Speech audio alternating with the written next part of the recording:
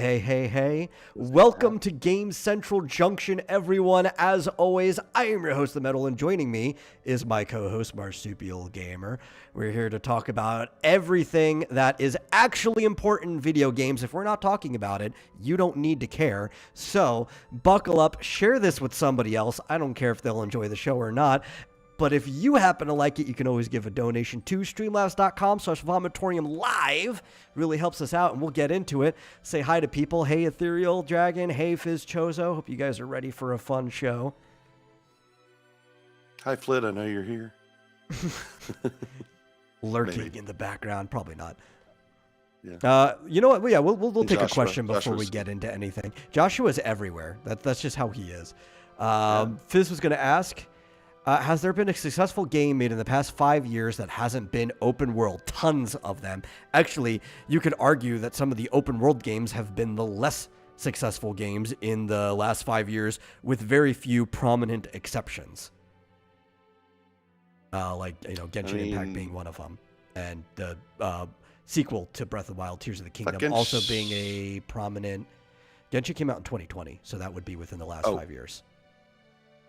Oh, I thought you were talking about games that were not open world. No, I'm saying I was naming some of the exceptions of open world games that were successful, but if we were to look at the bulk of open world games, most of them actually have not been successful. Yeah. Well, I mean, I feel like Tears of the Kingdom was fairly successful. Oh, no, it was. I was putting that in the list. I was saying the sequel to Breath of the Wild, Tears of the Kingdom. I'm not following you here. You're jumping all over the place. But let's see, ones that have been successful. I mean, we can name almost any successful game at that point then. Astrobot that just came out is not an open world game. It is a what's it called? It's a linear level progression. It's a game. 3D platformer. Yeah, but it's not an open world 3D platformer, right? It's right. It's very similar to Super Mario 3D World, where you are progressing from level to level, right? So that's a successful one. That's not open world. Massively Speaking successful. of Mario, Super Mario Wonder, I think, was pretty successful. Yeah, also very successful. Another Animal Crossing came out in the summer of 2020. Not an open world game. Yeah. Metroid Dread, which is a Metroidvania, of course. Yeah. I guess Echoes of Wisdom is open world. Yeah, I would qualify Echoes of Wisdom. Most Zelda games are. Yeah. I would even say the ones before it opened back up into open world were using zones to attempt to be open world. They were just limited by their technology to be able to be 3D at the same time, right? Like Ocarina of Time, it's a zoned world where you're going from zone to zone, but they're trying to be an open world game that is just opening up to you as you progress through it.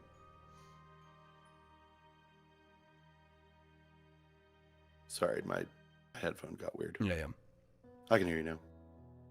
Anything outside of Nintendo? All these buttons. There are plenty. I just have to think about them because I mostly play Nintendo games. Yeah, shifting the goalposts here. I mean, heck, you know what? I can even talk about the gacha games. One that I'm probably going to start playing either tonight or tomorrow because I did say I was going to do another stream this week, and I haven't gotten around to it. Zenless Zone Zero is an action game that is not open world. You play through missions by MiHoYo.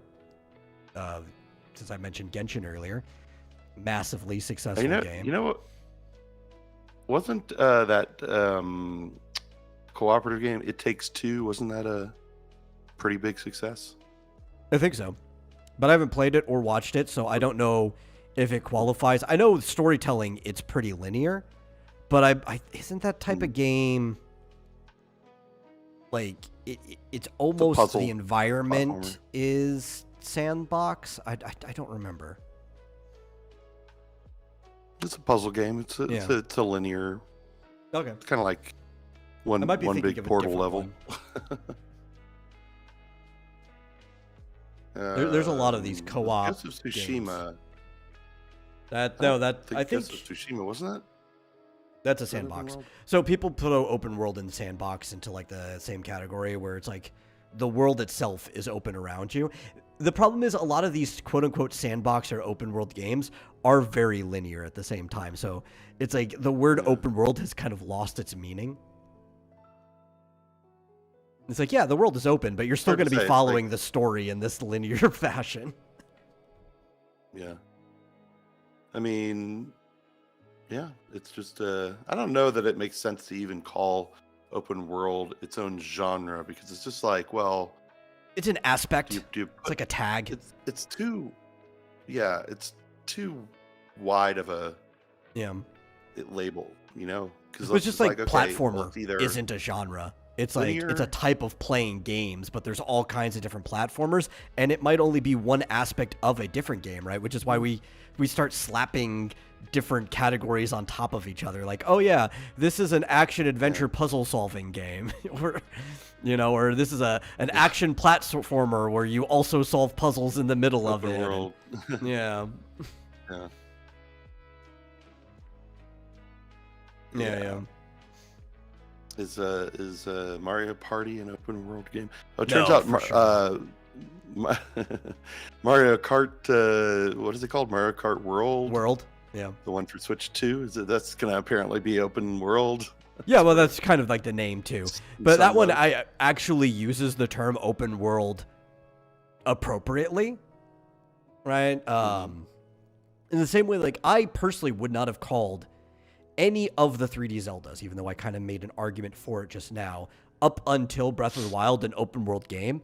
In the same way that I would have never called any of the Pokemon games prior to Scarlet and Violet an open world game, or I guess technically Legend Arceus, but I'm thinking of the main series right here, because they're more of expanding worlds. They're worlds where it opens up to you as you progress through the story, and you can backtrack and do other things, but the world is expanding as you go through a linear path, right? Which is starts with Ocarina of Time, and every Zelda up until Breath of the Wild is that type of game in 3D. All the Pokemon games were like that up until Scarlet and Violet. But people like to broadly put a tag on games that it doesn't necessarily belong to. Mm-hmm. Final Fantasy, Well, those type of RPGs are also, I would call it an unfolding or expanding world game, where it's like it looks like it's open world because you've got this big map, but the whole map isn't open to you. You have to unlock the different areas of the map. Yeah. True. Speaking of which, I watched a really interesting video on the Final Fantasy just lore universe thing. I guess it was this is a thing you centering tweeted around. about on 7 earlier. Yeah. Yeah. Well, it was talking about what was the release? There was a release of a collection of Final Fantasy stuff. I don't remember what it was called. Sure I could look it up. That included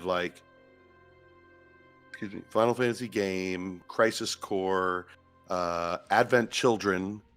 It might have even come with a book, and Dirge of Cerberus, and a bunch of other stuff. And this video I was watching that somebody came out with in the last week or two was talking about how the remake ties in to all the other Final Fantasy 7 stuff, and how it has references. I mean, because it's sort of a remake, but it's sort of a No, it's a new continuation. timeline. There's actual time travel involved that kind of branched it from where it was. Yeah, but I mean, it's a continuation of the story. If the story loops back around, Yeah. it all happens sequel. differently. Yeah, It's like Scott Pilgrim takes off. but yeah, but it has some hidden. I guess this the focus of the video I was watching was talking about the hidden final ending of, I guess, the remake, because it gets into in the Yuffie add-on in Intergrade. It gets into some of the story elements of Dirge of Cerberus, where it reintroduces a character from Crisis Core called Genesis, I believe. Who was And modeled after the singer Gact. Yeah. And he comes in and he rescues one of the characters. Kind of the joke of Genesis, because he was like another one of the like projects similar to Sephiroth, because Sephiroth is a man-made creation. People joke he's the other winged angel. Yeah. Yeah. Because he's got. Does he have the opposite wing? Yeah, it's on the other side. He actually shows up, I believe, for a very brief segment in one of the cuts of Advent Children, where it actually just shows a man that looks vaguely like him with a wing in the crater, and he just kind of like takes off, and that's it. You don't see anything else about him. It's just like kind of alluding to Genesis, probably because they were planning to do more things after Advent Children, and the only thing that they did after that for the longest time was Dirge of Cerberus, which did not directly connect Genesis back in aside from lore. Right, but it apparently Dirge of Cerberus, which was a third-person shooter. Sort of, yeah. It was a mix. Vincent? It was a third-person hack-and-slash shooter. It was very much like a Final Fantasy Devil May Cry in many ways, not to the same combo level. But the fact that you're switching between using your melee and projectile weapons, because it's Vincent, and it had leveling and RPG mechanics that were kind of somewhat playing off of Kingdom Hearts mechanics at the time. It's a very strange game, and you just play as Vincent the entire time. I played through it back when it came out, I believe, in late PlayStation 2. Right. But it did tie back to some stuff, and it apparently ended on a cliffhanger with Genesis coming in at the end, and I guess sort of seemingly rescuing one of the bad guys that you fight at the end. Can't remember the name, but some other character that's barely been touched, but indicating that they might have had a plan for a Dirge of Cerberus 2 or some sort of sequel. Like they were planning to do a lot of stuff. They never got around to it. At one point, they were planning to actually turn Advent Children into a game to follow up the popularity of the movie, and that never happened. The closest thing that was going to happen to that is they were going to make aspects of Advent Children playable in Ever Crisis, though I don't know if they've ever patched that in yet, because we stopped playing Ever Crisis. Yeah, really boring. But anyway, honestly, that's the extent that I like about it. I don't actually give a shit what Intergrade does to try to connect all this. I would rather just sit in the original timeline and see what connections could be done through like Ever Crisis than I would the remake series. Well, but I think that's what they're doing, and I don't know if they're going to try and tie this in a way that is a coherent sequel, kind of thing, or if. Well, if they're dealing with the remake series at all, the coherent sequel is impossible. Like they've destroyed any chance of that. You just have to deal with an incoherent sequel. Okay. I don't know. I guess I don't know enough to say whether what they're doing could potentially make sense or not. I'm going to be even more fair to the timeline, because they're clearly trying to clean some things up that were always messy. After Advent Children, the possibility of a coherent sequel was flushed down the drain. So from that point on, you were just there for the ride. Like, if you wanted more, you're just there for whatever they give you. It's not about coherency. Advent Children already screwed some stuff up in the timeline when it was made, even retroactively. Yeah. Dirge of Cerberus does that even more. It's like there's nothing you can actually do to fully clean it up. You just kind of, you're there. You're there for the ride. Yeah. Well, I found this video interesting in that talked about characters I'd never even heard of. And there's some guy with like this strap over his mouth. And yeah, I don't know. Something is the brother of this other dude. And I was like, I don't know. Oh, it's probably Azul and Rojo. Right. There's, I can't remember Azul's title. But there was Rojo the one Crimson. Character who is controlled by Hojo. Yeah. Well, Hojo was the main villain of Dirge of Cerberus. And in some ways, he was one of the primary villains of the original Final Fantasy, too, because he was the one that made Sephiroth and set all these other things into motion. Yeah. Yeah. But he was like in the body of another character, and he ends up getting sort of eliminated to shreds, like bodybuilder, jacked as hell. Have you ever seen the model for the guy he inhabits? Yeah, and like there's this whole deep ground thing under Midgar, like even after the events of Final Fantasy VII, that's still there. Mm-hmm. They're continuing to do. There's like a whole deep laboratory and everything, and that's apparently in Intergrade or something. So yeah, so there's like a love triangle in here. This is like the funniest, dumbest shit about Dirge of Cerberus, and this is what I like about the game because how dumb it is. So Sephiroth's mother, or like, I don't know if she ever actually conceived him, but at least the female donor for half of Sephiroth's genes is a woman named Lucretia Crescent, who worked at the lab and had a thing with Vincent. They were close back in the day, because Vincent's really fucking old. He doesn't show it, but he's like over 50 years old when you meet him. Right. Mm-hmm. He is going with the whole like vampire theme. He's not actually a vampire. He's kind of like a weird genetic super soldier thing himself, but his whole theme is that he's like a vampire. Everything about it, you find him in a coffin when you first find him. So he's really old and doesn't show his age. The whole experiment with him is that they were like fusing or like combining espers or whatever with people. So he's got chaos inside of him, which is why he has those esper transformations in the first game. And the main transformation, so I said it's almost like a Devil May Cry game. He can turn into chaos like his final limit break in the first. And it's kind of like having a devil trigger from Devil May Cry. He just becomes chaos and you fight as him for a while. But anyway, so he had this love triangle with Lucretia Crescent, but Hojo also wanted her. And through like Hojo and this other guy, he basically takes his own genes and mixes it with Lucretia, and that's how you get Sephiroth. Obviously with the Genova cells in there as well, because he is part Genova. Yeah. I guess the final fight is against this guy Vice, and he comes Omega Vice, and then like has a brother named Nero, and they merge. And Nero's the guy with like the whole strap over his face and his mouth. Also, hey, Mike and Flit. Yeah, like Genesis returns and picks up Vice's body and says, "It's not yet time for slumber. We still have much work to do, my brother."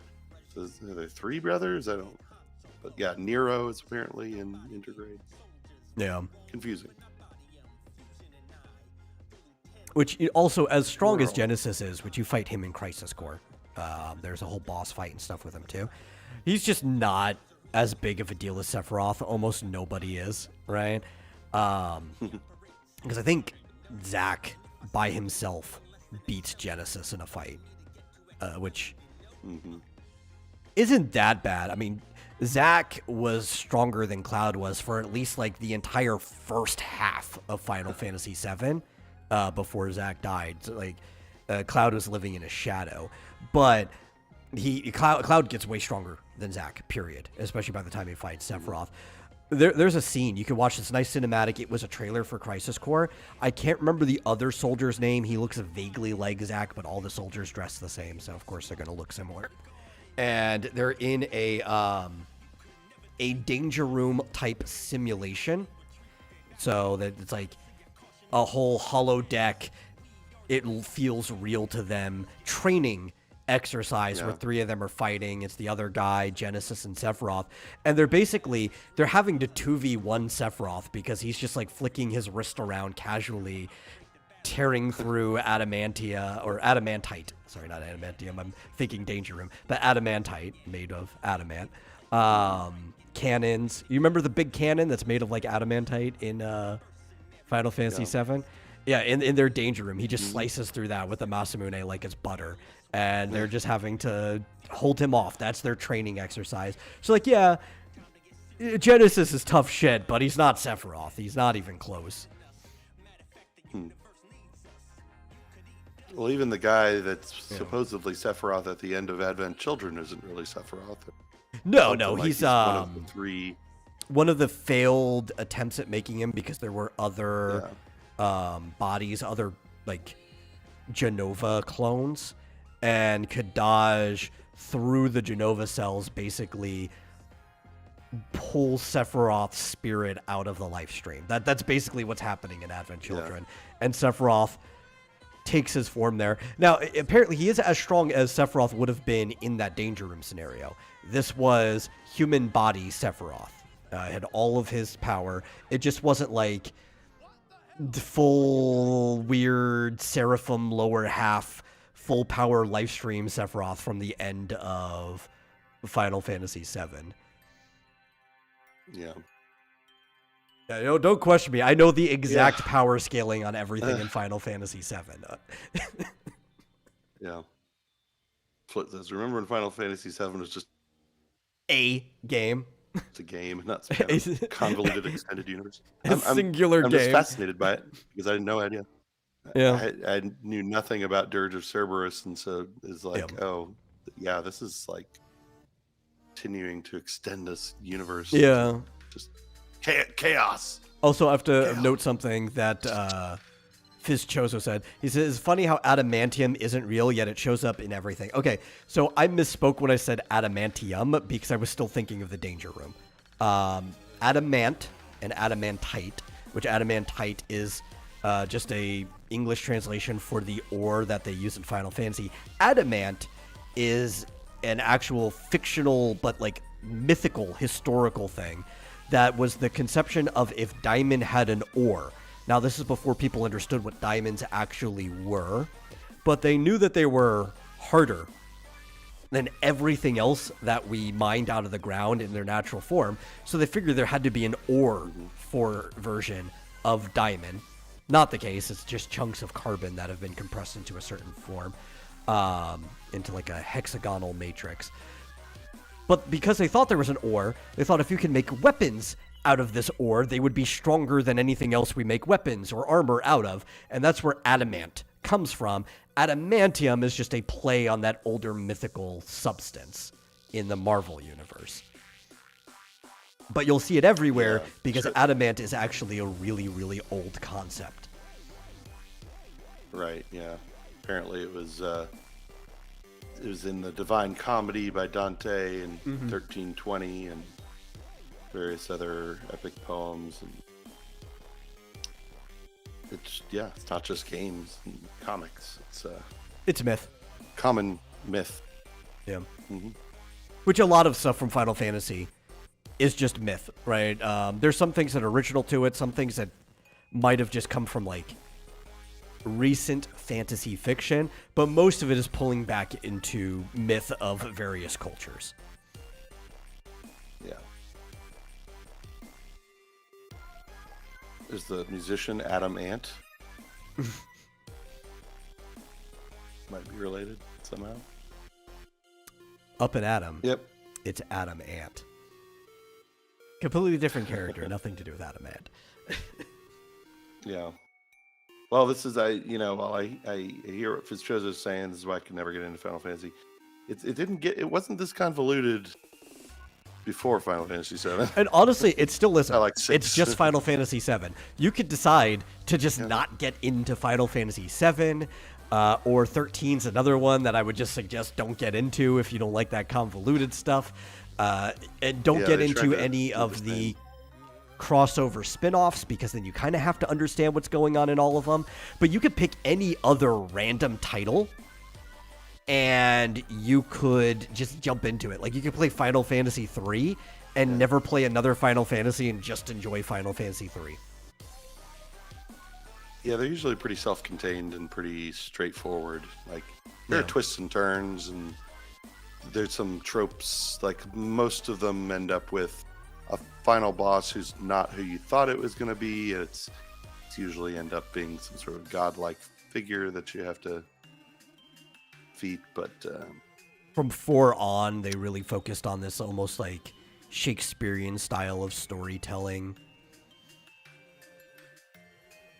Yeah, but it's fascinating series of games. And also from 2 on, Chocobos. Movies and books. That's right. Which is why I will not accept Final Chocobos Fantasy 2 and standard. Yeah, I guess. You know, Final Fantasy 2 slander is not acceptable. I don't care how much people think it's not a good game. It gave us Chocobos, and that's all that matters. But also, wait. So, what was the first one? That was the one with the gophers or the beavers? Is that it? Yeah, Beavers. Moogles were supposed to be in 2, but they didn't end up putting Moogles in 2. They put Beavers instead, and then Moogles came in 3. Yeah, that's right. Adam Fitzgerald says adamantine also exists in D&D. Yeah, exists almost everywhere. Inuyasha has a move called Adamant Barrage, where diamonds just fly out of his sword at things. It's pretty fun. We haven't gotten that far yet.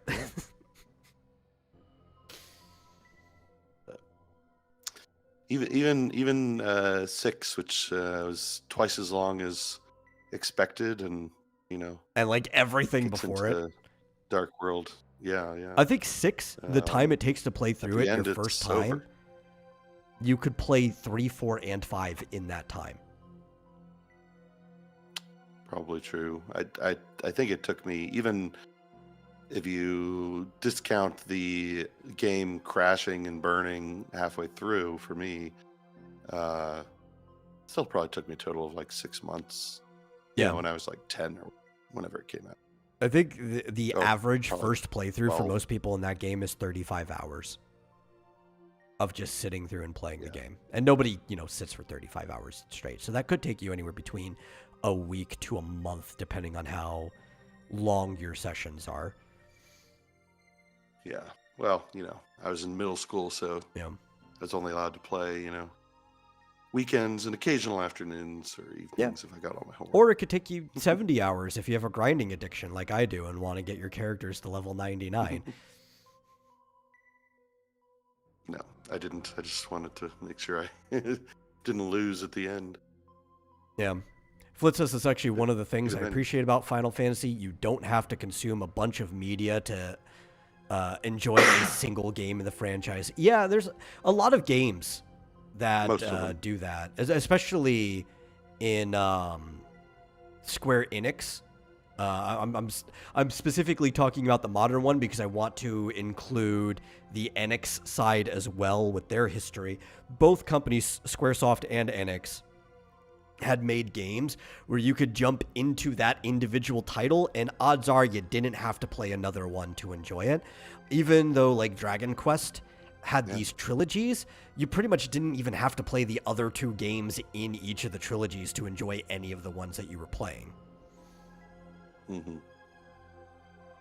Well, I have to say, speaking of Dragon Quest, they really, at least near the end, they're really leaning into the grinding. They're what am I trying to say? You have to do a lot of grinding at the end if you want to do all of the additional areas. I actually had no idea there was so much more content after you beat the game. There's a lot. And I'm nowhere near close to beating everything. So I'm still working on that. Maybe there's like 2 or 3 more bosses after that. Yeah.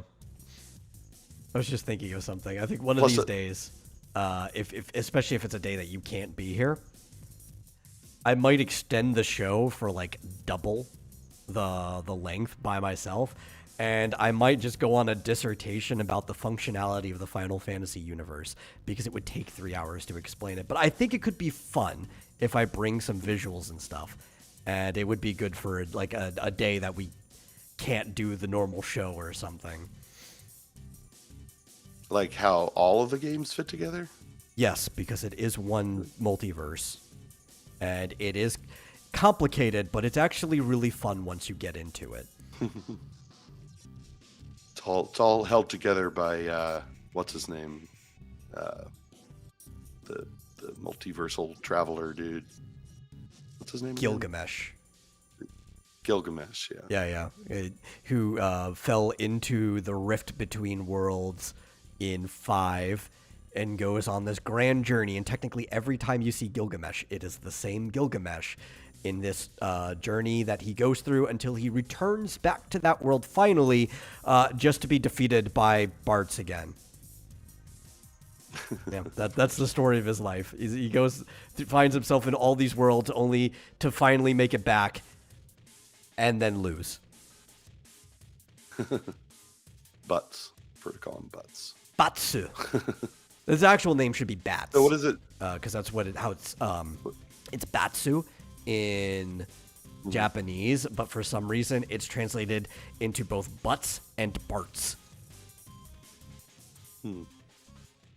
So what is it called when you have a multiverse that's all one multiverse? But what's the multiverse of multiverses? A multiverse of multiverses? I don't know, like a hyperverse? I mean, if you were talking about it's like all that's one multiverse, that doesn't really. Yeah. Does that make sense? Well, if it you can scale it upwards, like but it's still just a multiverse, right? Like even if you had multiple realms or universes in a singular title, it would still be a multiverse. Yeah. Are all Final Fantasy games just stories told by Gilgamesh? Only if it was that meme of like, wait, but how did you know the parts you weren't there for? Because there are games where Gilgamesh does not show up. Especially anything before 5. Since that was the first game he showed up in. But even after that, like, there are plenty of games where he doesn't show up. Mm-hmm. Well, all right. So I think we answered that question, which was, are there any good games that... Yeah. Best version of Gilgamesh is the English dub version of him in 12. Because he's voiced by DiMaggio, Bender. Which I totally would love to hear him come back to voice him again. Here's a game that came out in 2023 that I've loved from beginning to end, which was Dave the Diver. That's not open world. No, it's like a singular staged environment kind of an expanding setting. Yeah, right. Like where you're in a stage and you can go anywhere in that stage, but that's about it. Mm-hmm. Yeah, and you have to keep upgrading to get deeper and deeper until you get to the village of the sea people, and then from there you can even go to a whole different area. That's been fun. Pikmin 4. Wait, 3? Is it 3 or 4? I guess 4. Yeah. I don't know. I stopped keeping track after the first Pikmin. You gotta expand your horizons, says Jojo, to other genres other than like, what do you call it? I don't know, Devil May Cry kind of. I don't think games he often even plays those type of games, right? Or RPGs. Yeah, he's mostly like those Fallout, Elder Scrolls type of things, which is fine. Honestly, I don't think people have to expand their horizons, but if they don't want to, they need to not talk shit about things they don't know about, for sure. Like, I don't know. I guess used to be more hard up about this when I was younger because I was always what people now call a variety gamer. But, when I was young, and even before that, when you were young, there was no such thing as a variety gamer. You just played games because there wasn't enough of any individual genre for you to just be dedicated to a genre, right? Like, there are some people who are like, Yeah, I I only want to guess. play RPGs, so I'll wait a year or two until the next RPG that I'm interested comes out. But most people, it's like, okay, I'm playing Mario, I'm playing Zelda, I'm playing Castlevania, I'm playing this, I'm playing that. And it's just Yeah. because, like, the options were slimmer back then, too. You just played whatever you could get your hands on. Yeah. I would say in the 80s and 90s, you were more, as a gamer, you'd be more defined by the types of games you did not play. Yeah. It was kind of like, You're yeah, I play exclusionary. everything except, right. In my Yeah. case, I hate sports games, and early on, I liked fighting games because, like you said, it was like, what else is there? It's just like, Yeah. oh, okay, I've played everything else. Let's try this new fighting game thing. But I quickly, I like the early ones, but they get more and more complicated as you go. Yeah. You'd probably like Dive Kick. You ever played Dive Kick? Well, I'd probably like, no. There's only 2 buttons. Oh. Yeah, it's dive and kick. One Sounds button great. makes you go up and jump and stuff like that. The other one actually makes you kick, and it's really fun. It's like a little mental chess game that you're playing with the other person. It Love sounds Dive like Kick. QWOP. Well, XCOM. That's I'm very proud of you, Ms. Jozo, that you're trying out XCOM. That's quite different from what I understand you usually Let's play. see, Flit says, talking shit about things you know nothing about is the whole point of social media, though. You know what the sad part is? It's also the whole point of this channel. If you wanted to call me out for what I said, you could go and actually onto YouTube and read the about description of the channel, which, if I have not ever changed it, it should be the definition of a vomitorium. One is what it actually was back in the Roman Colosseum and other places that would use it. It's the entrance that spews people forth into the stand, that kind of almost triangular shape widening hallway. And the other one was a bunch of guys on the internet talking about things they have no clue about. So, yeah. Am I wrong? Is XCOM, that's like a strategy game, right? It is. Or am I thinking of something else? XCOM is a turn-based kind of like RPG strategy game where you don't get attached to your units because they might die. It's a lot like playing a game like Fire Emblem or whatever, Fire but Emblem? yeah, but not gridded, right? It's all about individual battle sequences and taking cover, and you have like percentage chances of shooting people. XCOM's a really good game. XCOM 2, not as much, but XCOM 1 is a really good game. That's cool. Yeah. Shoot, I was going to say something else. I completely lost that train of thought. Anyway. Like, in some ways, I think the Mario Rabbids Clash of Kingdoms game is the same type of game as XCOM. Like that, if you want to talk about subcategory, they're that game. In fact, I think the Mario Rabbids game is a better XCOM 2 than XCOM 2 was. Mm-hmm.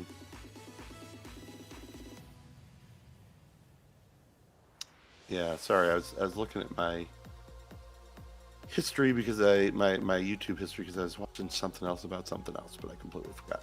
Square has an XCOM type game. Oh, I know what it was.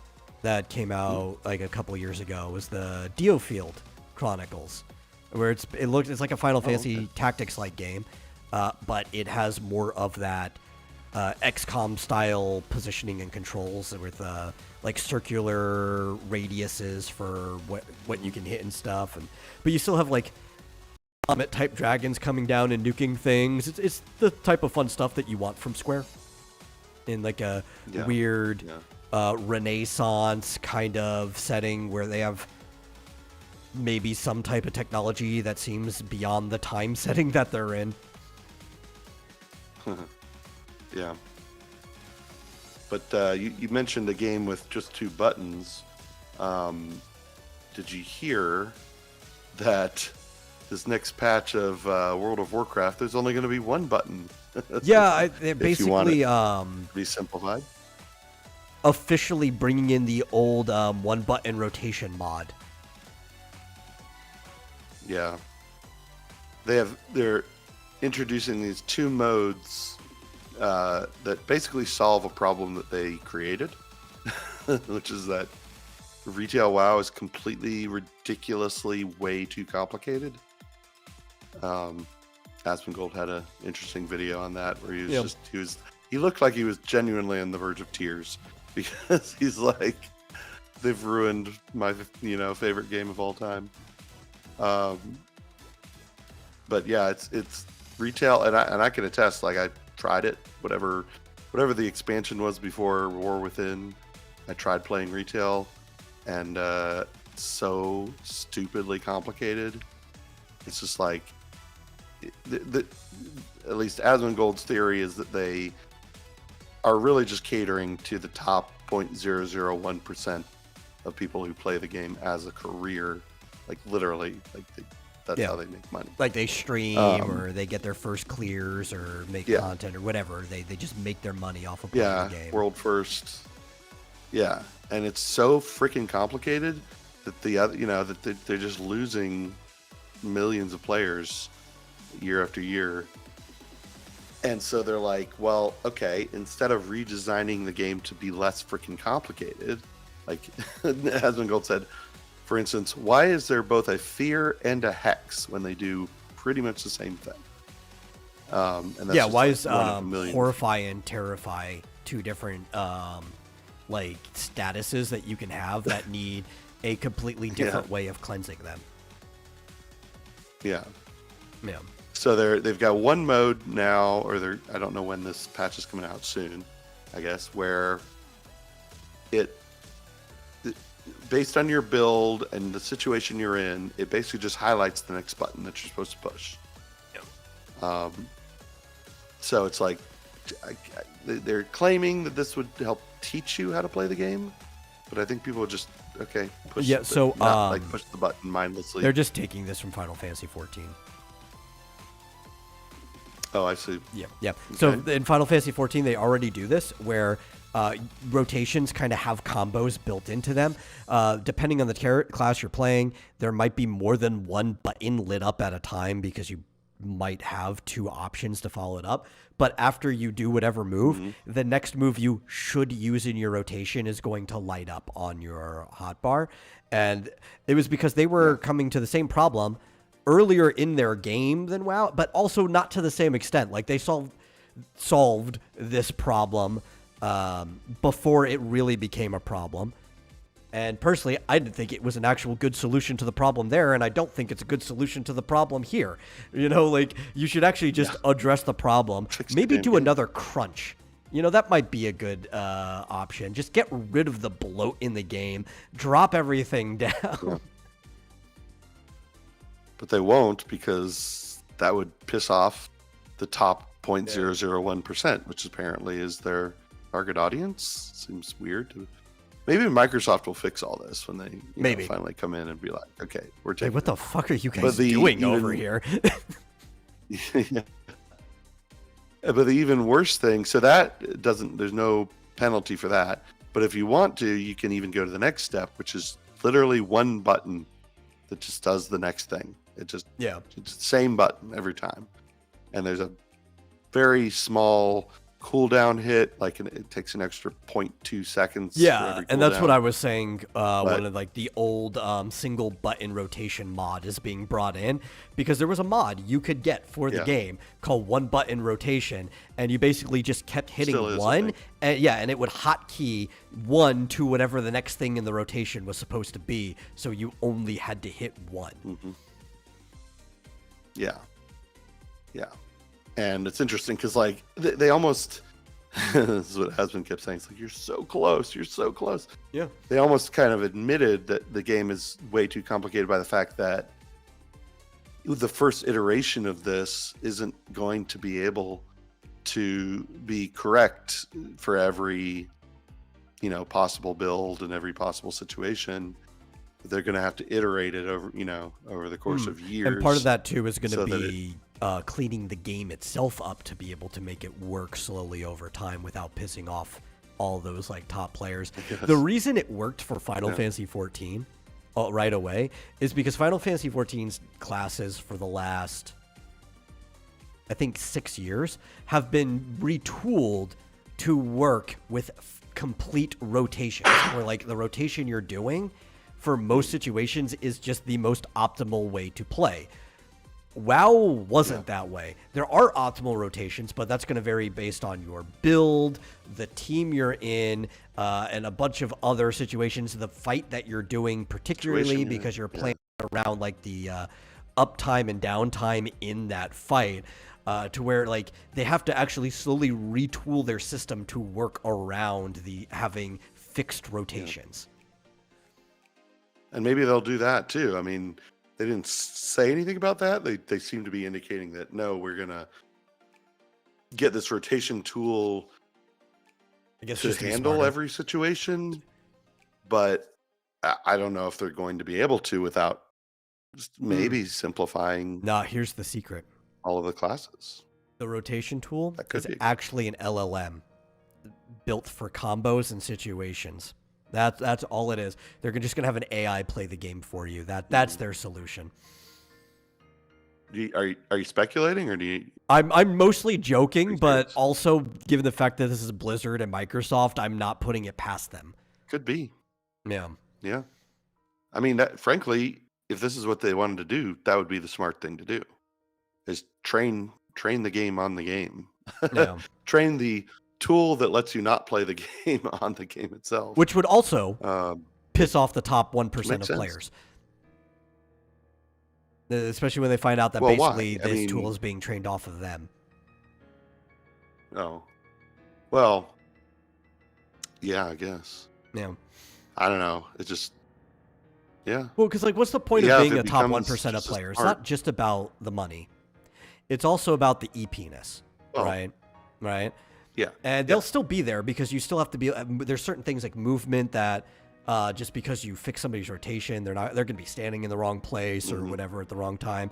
But there's less of a bragging right when all of a sudden people are clearing Mythic that could never clear it before because an AI is giving them the proper rotation for clearing Mythic. Yeah. Well, that's kind of interesting to think about because Asmund drew a graph that basically had, if the x-axis was ability, skill in the game, and the y-axis was how well you play in the game. Obviously, normally it's a diagonal line as you get. Yeah, it should just be like a standard linear progression. Yeah. But with this sort of magic one-click button, the line is just flat. Right, so it doesn't matter if you're using it. There's going to be a point at which this curve, intersects, sort of the manual curve versus the one button. Yeah. But if they improve it too much, you're going to get, the point at which they intersect is going to be higher up, in the Mythic Plus area. And yeah, I have a feeling they're going to be heavily pressured not to make it good, but not too good. Too good, yeah. Where it would be just as good as manual. Which even with the other one, it still wouldn't be a perfectly flat line. In fact, some people, they might have a decrease with the longer they play, the worse they play if they're using this as a crutch, and they just like never learn the placements that they need to be in a fight. And they're doing just enough that the team being clear, right? But they're basically being carried by other people. But then even some people who are increasing, they just may not be increasing as fast as the people who are actually good at the game. So there'll always be like a little bit of an offset, but the gap will be close or narrower than it used to be.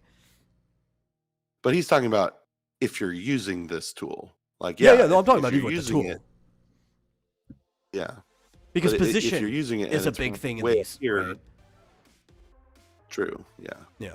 But if you go back to manual, you're gonna, you're gonna crash and burn. Yeah. Not teaching you anything. Yeah. Flit asks, I'm curious if Marsupial would think AI assisted play trained off the top players would be wrong. Well, only if they intentionally decide to make it wrong or nerf it in somehow where it's I read that if like it was morally wrong. I don't know That could go either way. Like the way you're answering could be a possible answer for it too. I don't know how to read that, but no, I thought he meant if it would choose the wrong thing to do. I don't think it's morally wrong. We're talking about video games. Who the hell cares?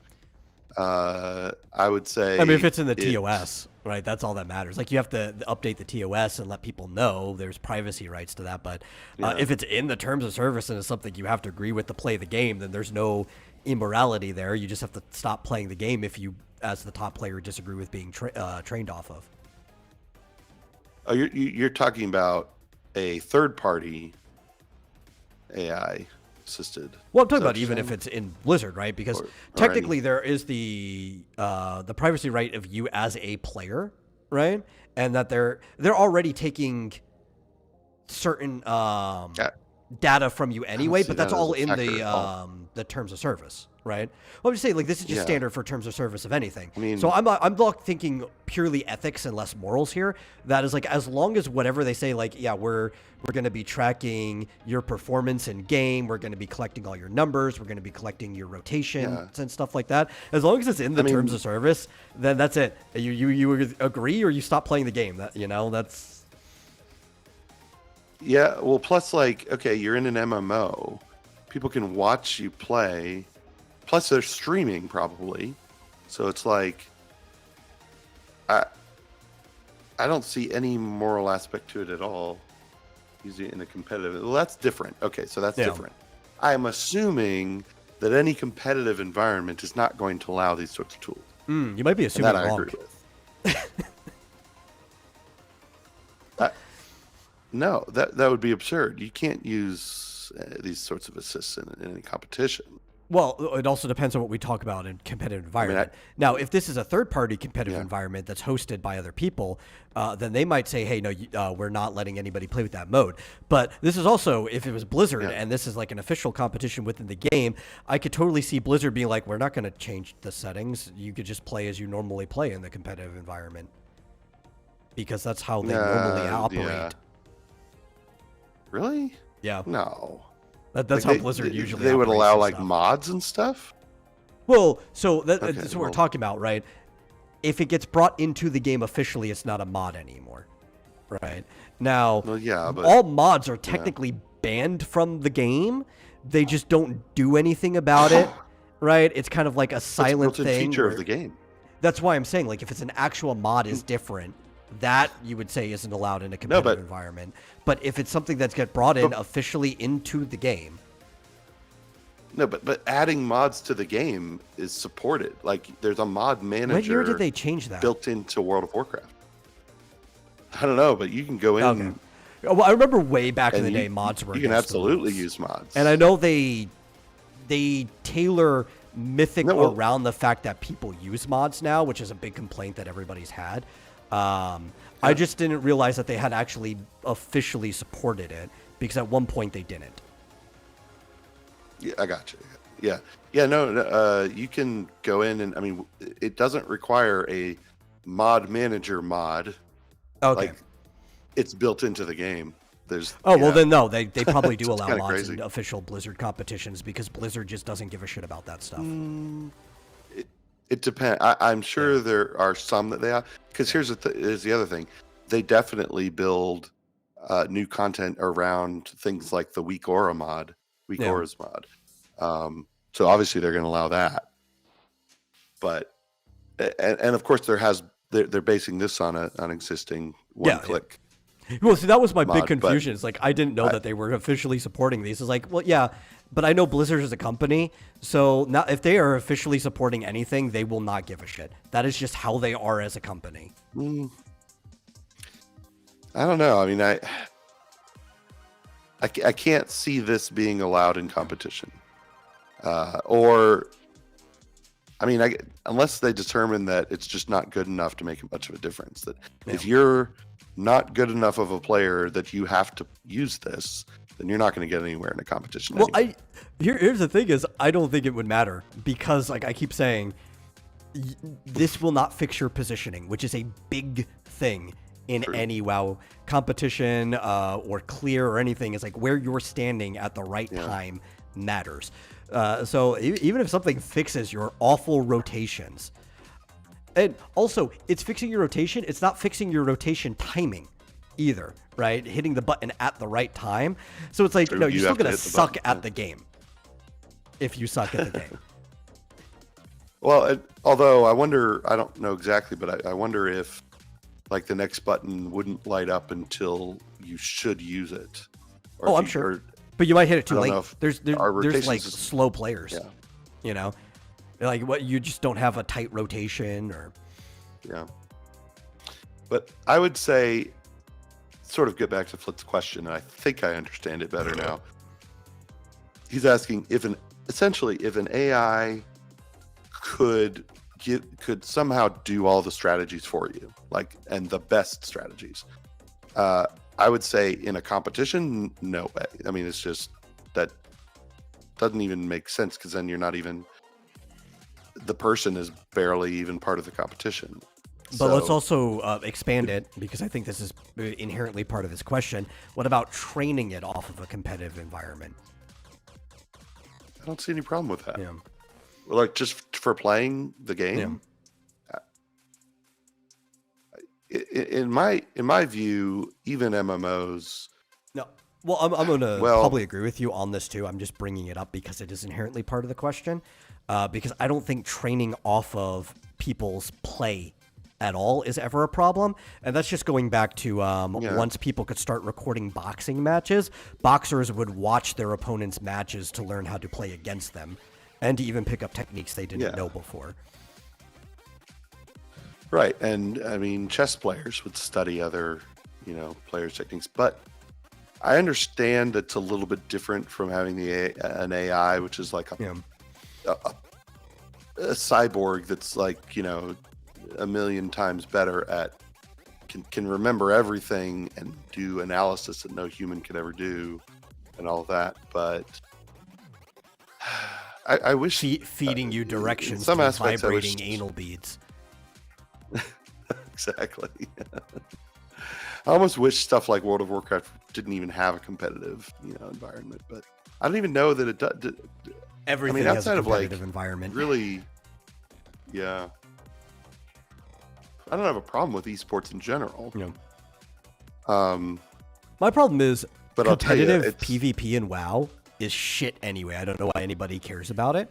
Like the regular PvP is fine, just running around, like Horde versus Alliance back in the like classic days and everything. That's fine. Competitive PvP in WoW is absolute horseshit.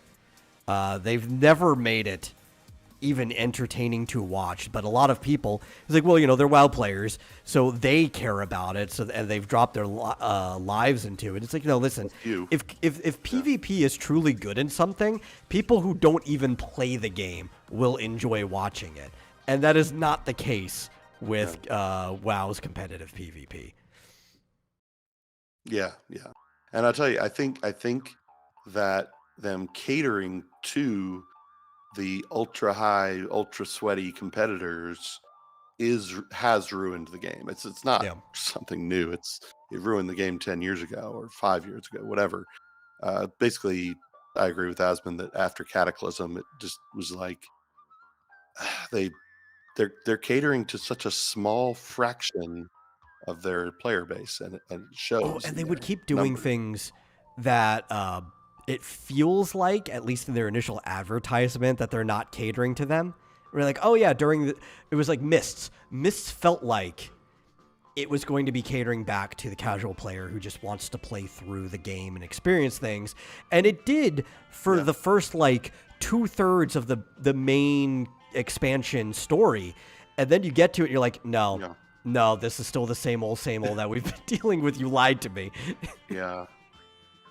Yeah, there's all this weird, I don't know, tuning, and I don't know if that came in Mists, but I will say though that for a casual player, I've always been a casual in World of Warcraft. Well, some might say in everything, but I enjoyed Mists a lot. It's probably my favorite expansion because of the cooking. I loved doing the cooking quests. Oh, I And still I will enjoyed say Myst. that, yeah, I will say Asmon's viewpoint on this is specifically around end game and Because he's a Mythic and raider. Mythic Plus and all that. Yeah. I did still enjoy. So yeah, I guess I would disagree on when it became no longer enjoyable, because like we're talking retail WoW. Basically, whatever came after Myths, that's at least that's when I dropped off, Yeah. because it just like I think the next big thing was like creating your you could make a town in Northrend, and that was okay, but not as fun as sort of the cooking quests. Yeah. And then it's just after that, it just started to get. That's when they started to add these tiny variations. You had like twice as many spells and things, and you're like, what's the difference between this one and this one? It's just Oh, this is became just an way too inherent complicated. problem with all WoW-like MMOs. I remember having arguments with my pretty much all WoW-like MMOs that live long enough. I think that's the bigger thing. Is like, do they live long enough, right? Final Fantasy XIV is actually a big example of this, being like the biggest competitor for WoW, which you would hope is like, yeah, you want it to do some same things, but you want it to be different enough. Because if it wasn't, why would I want to play this over the other game, right? Unless it's not different enough and it's just better in every way. But it's hard to do that against the top dog. But my brother and I would have a very different opinion on Final Fantasy XIV for most of the time that we played it, because I'm not really a raider. I do enjoy raiding. I've raided in plenty of games, but I really only enjoy it if I have like a dedicated guild where I know the people and we're all just gonna do it every time, because you can rely on people like that you do things with all the time. I hate randos. I don't like doing things with randos. It's nothing against them in particular, but we don't know each other. So it's like really hard to synergize with a random person that you just have to do now. You have to learn basically like a meta language that everybody in the game has to learn, which is fine, but it's very different than playing with people that you're like, we have our own language and we're more efficient because of that, right? Mm-hmm. Yeah. And he's been hating the game longer than I did because he was a raider. I started hating the game for the same reasons eventually, but it's not because I became a raider. It's because they were so bad at supporting the other aspects of the game that raiding and all the other stuff like that was all there was left to do. And it's like, well, if that's all there's left to do, I don't want to play this game anymore.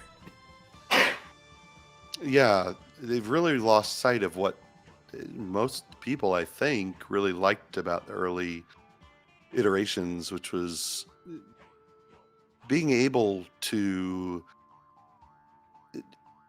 experience sort of all the game or most of the game without having to learn so much and having to study guides and just like treat it like a job. Yeah. I loved, you know, in the early versions, like Burning Crusade was so fun because they added this whole new continent where they're just these whole different, you know, towns with different quests that just were really, really cool. And they added these, I like some of the newer early game quests, like when they did do Cataclysm. I liked a lot because you could choose a different. You could be the Worgen or the goblins, I guess.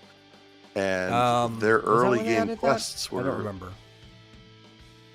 I believe so. Yeah, when were gnomes available? Yeah, because were they at the very Cataclysm, beginning, or I don't remember when gnomes were made available. I think so. Yeah. Either it was very early. It was either in the first in vanilla or maybe Burning Crusade. I want to say Burning. I don't remember them being in vanilla, but I could just be wrong on that. Yeah. Maybe I just didn't see a lot of them because they weren't very popular. I think you're right. Yeah. Because more recently I played, you know, Age of Discovery, which is vanilla. Yeah. I don't think you could be a gnome, but could be wrong. But the most fun I had in WoW was playing Worgen for the first time, because the first set of quests that you do is basically escaping their town as it's being, the cataclysm essentially flooded it, and there's this whole legion of ships coming in to sort of conquer this new area that just got opened up, and actually only recently played the beginning quests of the goblins, which was really cool, where you get like a car that you speed around in, and One of the most fun I had. Wow, island is sinking. What's up? Uninstalling the game. Play Final Fantasy 11 instead. Still running on retail. You could play it or private server for free. Doesn't matter. Better game. Still great. Still that old school MMO experience you want. You didn't need to have to bring back in Classic. Just play 11. But anyway, yeah,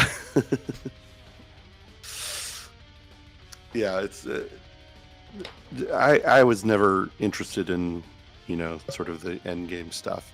But the other thing is, so I watched this interview of this upcoming patch, and the other thing they talk about is sort of the automating of raiding, where you don't have to talk to people anymore. And I'm like, wait, I thought originally the whole thing was like being in a group. You're talking about randos and stuff, but like having a guild and talking your way through a raid or a dungeon or whatever. And even though I never really got into that, I did like being in a guild. And I'll tell you, this is why learning. Actually, the real downfall was Wrath of the Lich King, because that's when they added matchmaking to the game. Yeah. Which I guess for people that had a hard time finding a guild that they meshed with, I guess was good. But yeah, that was another aspect. Was early on, I did join. I don't even remember the name of it, but I joined several different guilds as I kind of came into the game and took a break, came back, and people would actually help you with your guild bank would be full of all the shit that you could never find. And although I will say that playing through Season of Discovery, the auction house was really, really helpful. So, but yeah, he was very, very sad about this development, where they're like, rather than fix the game, we're going to make it so you don't really have to play the game anymore to play the game. I don't understand. Like games where you're just watching numbers go up and I know, just kind of watching your character play itself. In June, I will have a new MMO experience of an old MMO experience, and that's all I care about. And it's my favorite MMO of all time. Wonderland Online is getting a full remaster by the company with like new models and everything for it.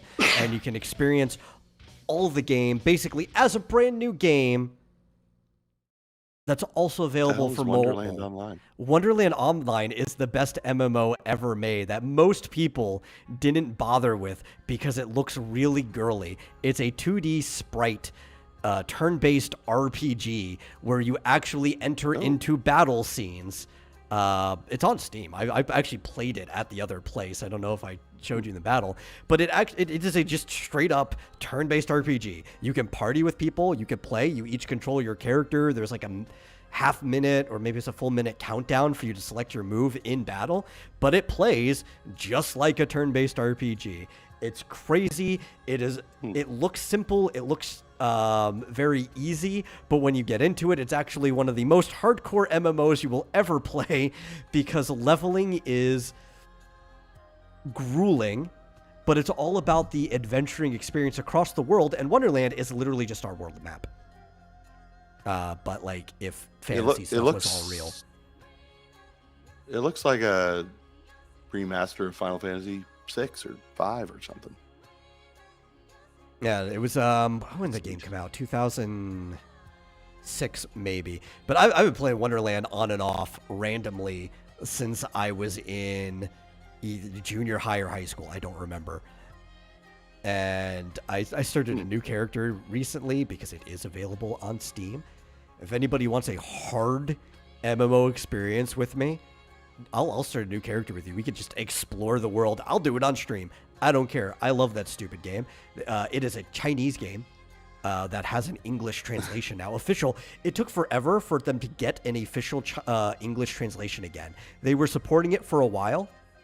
Then they dropped support on it globally, so we were playing using a fan-made translation of the game through like a Discord. That's how you had to get the patch every single time there's a new patch. But now they officially support English again, which when you read it, it really just feels like they stole the fan patch translation and just put it on there officially. But man, do I love the experience. It's hard to find. You say it's on Steam? Oh yeah, it's on Steam. There's like a million games called Wonderland. I know. Here, let me open up my Steam library, get the store page, and drop it in the chat for you. Because I have please. Because I'm looking at it. Of course, it comes up on Google, and it looks fascinating. It does say "girl power" in one of the. It's because it's in Chinese. That's why you can't find it. The title of the game is in Chinese. Let me store page. Yo, it is a very girly game, but in some ways, that's actually part of what's great of it. Like, there are hot spring scenes and stuff like that. A lot of it is about housing. Housing's free.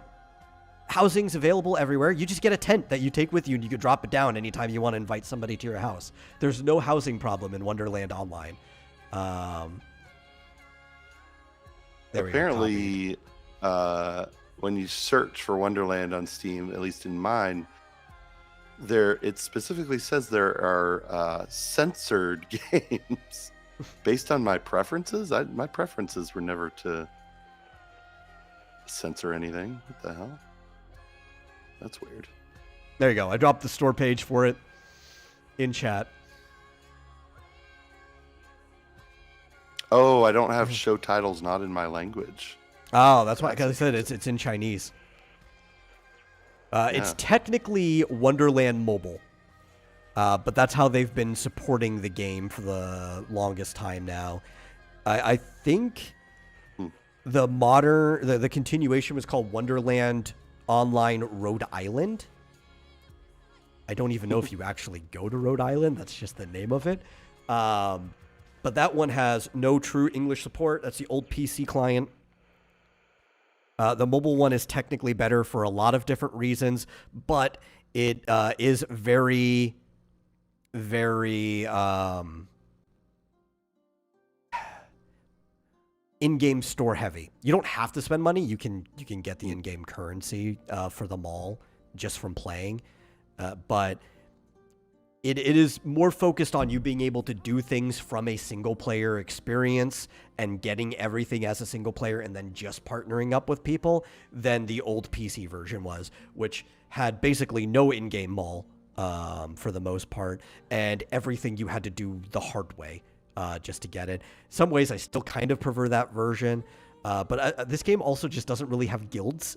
You have to kind of make your groups as an external thing, keep track of it.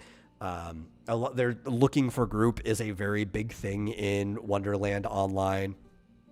It's just a very classic MMO experience, and it's a turn-based RPG experience, and one of the only ones that I could find that's still around. There was an era where you could find a lot of these like sprite-based, turn-based RPGs where you actually went into battle, but they just disappeared, and Wonderland's like the only one. It was the best one anyway, to be honest. I used to play all by myself in this game, where I would have 4 clients up because this game, a toaster could run 4 clients of it at the same time. I was running 4 clients of it back on a Windows Vista machine in like the late aughts. That a prefab Hewlett Packard that we just bought from the Best Buy wasn't even that good, right? Any computer could run 4 instances, and I would just be my own full party because since it was a turn-based RPG, you had plenty of time to just click the options for everyone in your party. Just go from instance to instance. It was pretty fun, but obviously it's more fun if you're playing with other people than just being a army of one. Yeah. It's funny. The only English in the title says Godness Rebirth. Yeah. Do they mean goddess or goodness? Yes. Godness. I believe it's supposed to be goddess, but maybe also godness, because the godlyhood is like a big thing in there. Maybe they actually mean like godlyhood, and they're writing god, like the act of being a god. But like one of the big things about the game is rebirth. So the level cap is like 200. Mm-hmm. But when you hit it, as soon as you hit like 180, I think you can rebirth. But anywhere between 180 to 200. Oh, we've talked about this. Yeah, you will rebirth, Yeah. and you will start all the way over, but they'll give you a cape that has like all your old stats. So then you start your grinding again, but it's like almost like a new game plus situation. And no, it's just a really fun experience. But it's a long time. Like if you're playing that game, you're dedicated to playing it with your friends or whatever. Plus, I'm guessing they're stealing all of your personal information from your computer. Maybe. I don't know. Maybe. That's possible. Well, I believe This is a specifically, weird-looking I thought game. it was a Taiwan game. So I don't know.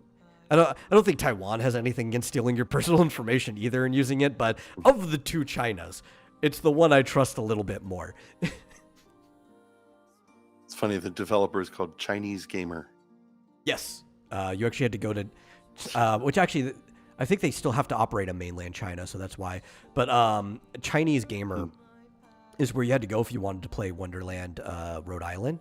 And you actually had to register for an account there, and then it would get, which you have to use like a phone number. Any valid phone number around the world works, but they need a phone number to register your account. And then they would give you like up to four users for your account. So you could still, like, they know how people play this game, but you just get allotted 4 user accounts, and that's it. And you could change like the username and the password once it's given to you. But well, in the description it says the expansion is called Wonderland M Goddess Rebirth, but the image of it says Godness Rebirth. that's probably just an error. Get better translators. Yeah. Yeah, Flit says no housing problem in Wonderland Online. That's how they should sell it. Tell Zoomers it's the only way they'll ever be able to own a home. The thing is, too, you just own a tent. Shit. They give you a tent at the beginning of the game.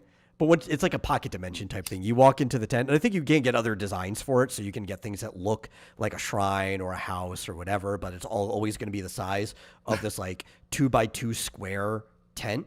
And you go in, and it's bigger on the inside than is the outside, like anything is in an RPG. And you can put all kinds of stuff in there. You can invite people into your tent, but it's cool that it's not tied to housing lots, which is always like a big problem in MMOs, that there's like an actual place, a procedure where like I get the house in this lot in this place, and people can come to my street or whatever. It's like, because everybody's got a house, there's no issue. You just open it up and people can come in and hang out with you.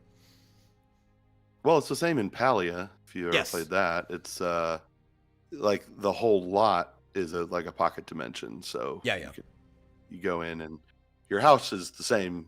It's not like a different loading screen to get inside your house, but it's not like where you can WoW live or and fish and do all this stuff. Final Fantasy, where it's like, okay, here's the town that the housing's at.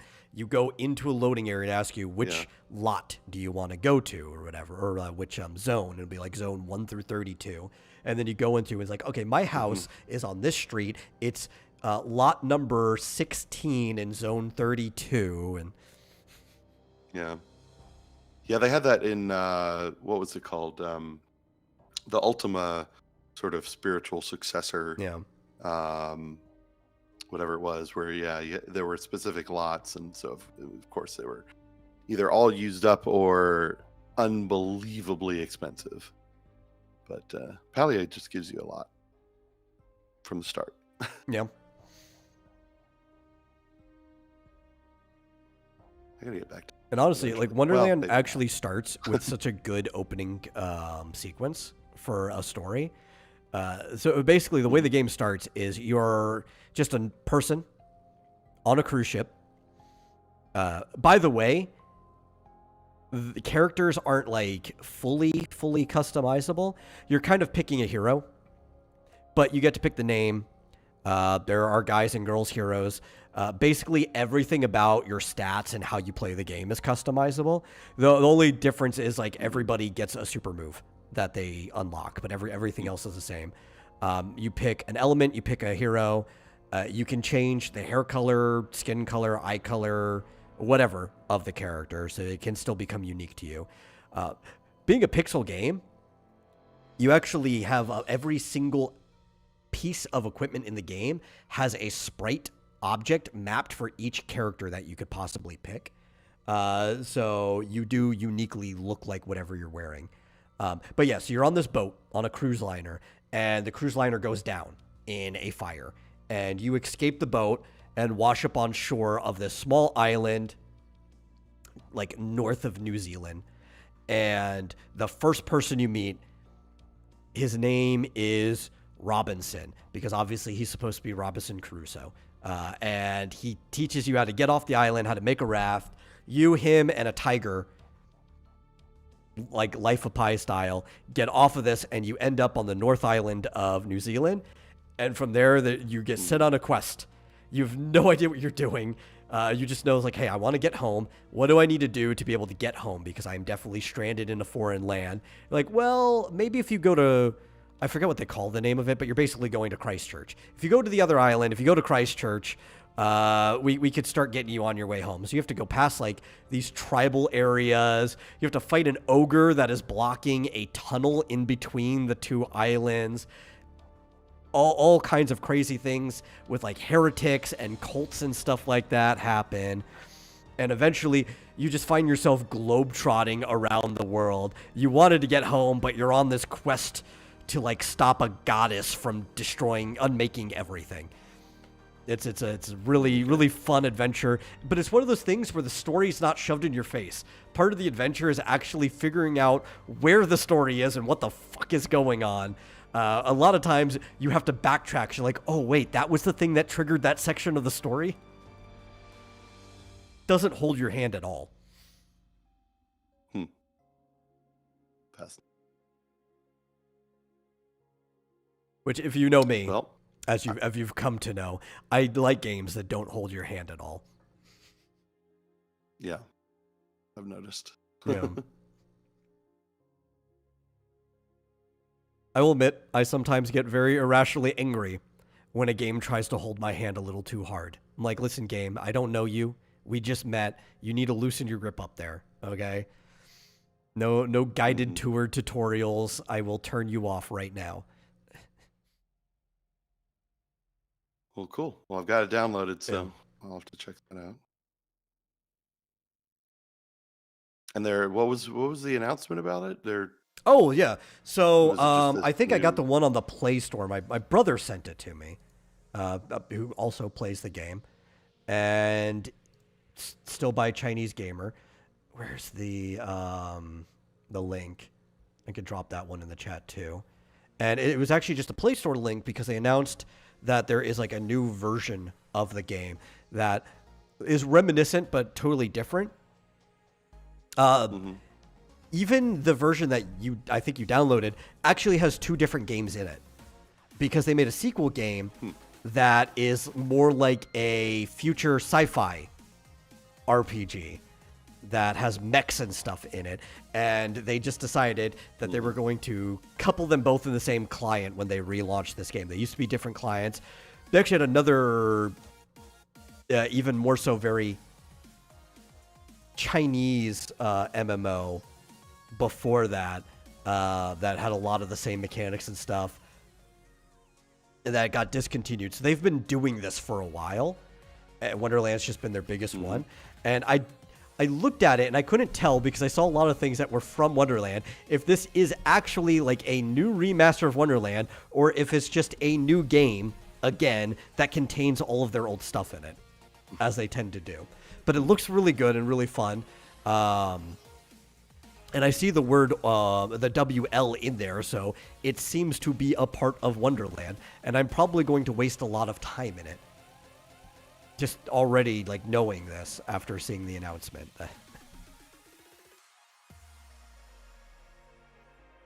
Sounds good to me.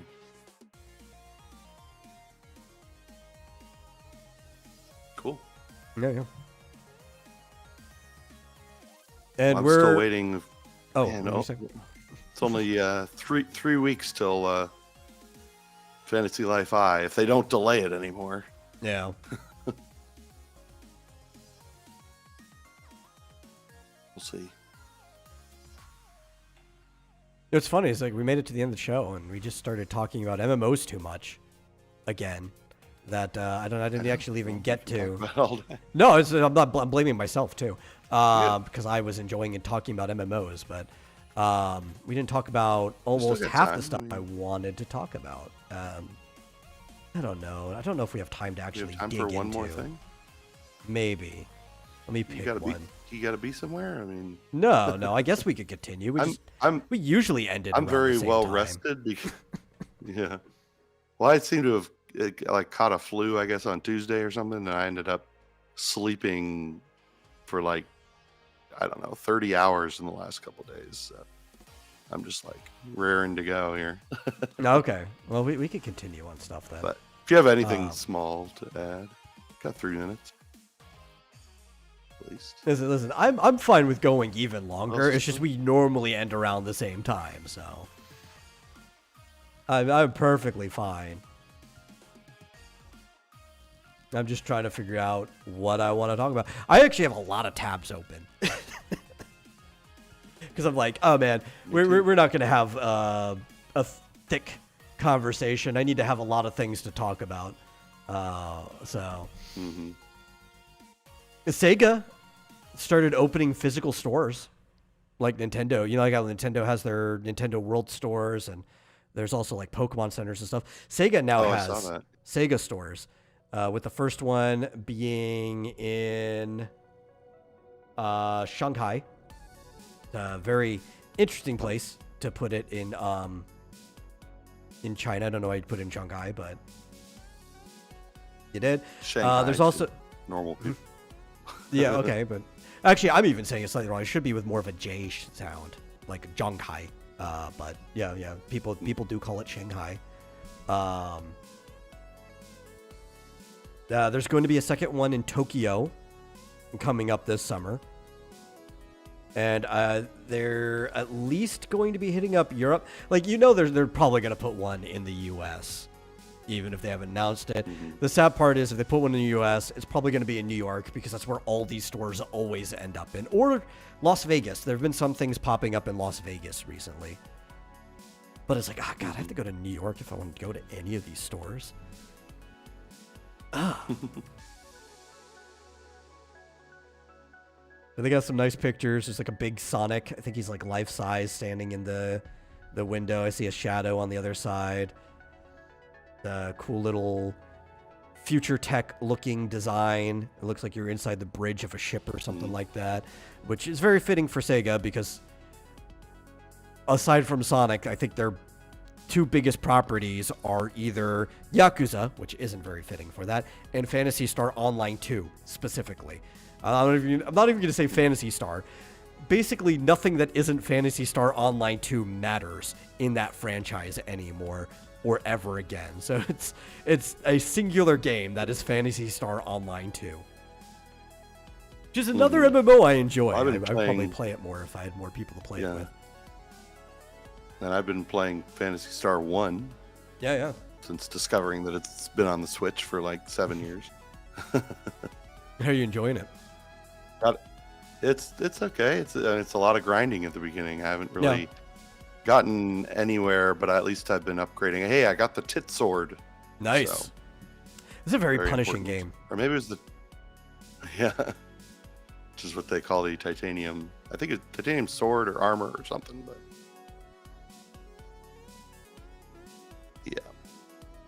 it's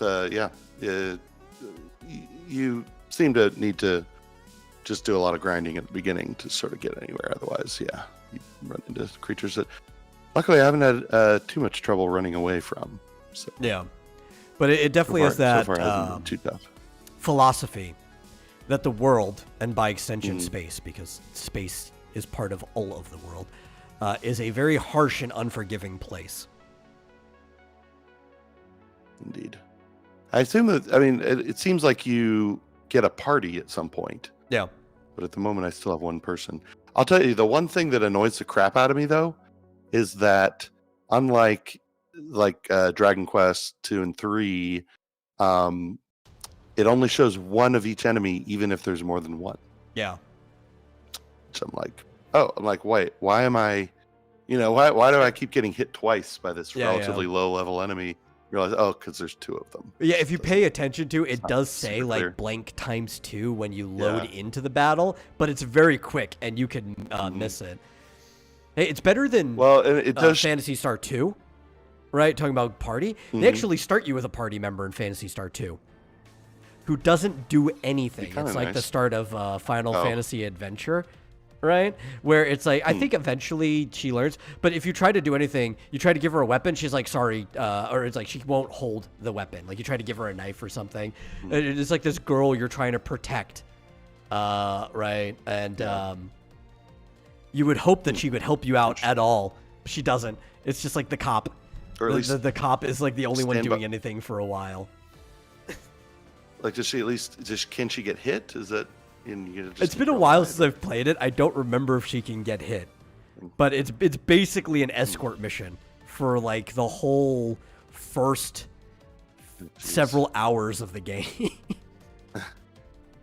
Well, I will say I do like one aspect was that it does show you the remaining hit points of the enemies, which I don't think I've ever seen like in an RPG like this, which is nice. I would love to have that in like Dragon Quest.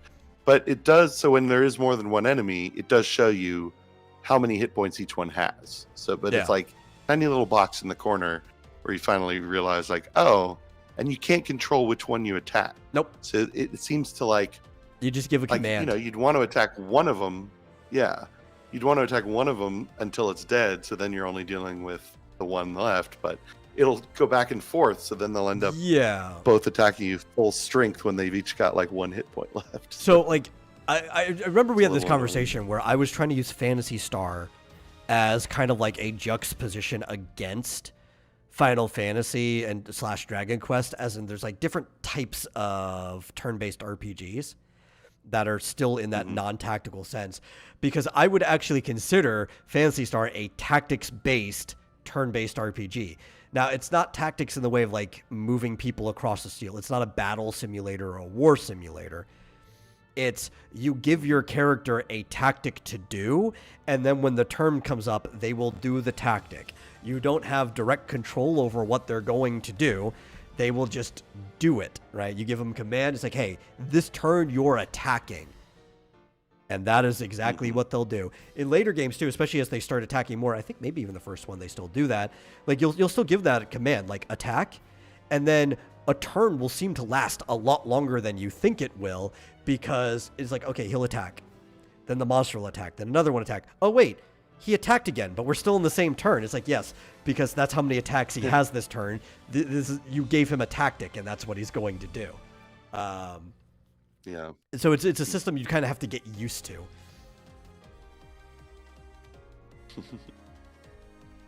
I missed some of the chat. What is Flit talking about? Litter? Yeah, he says corpses?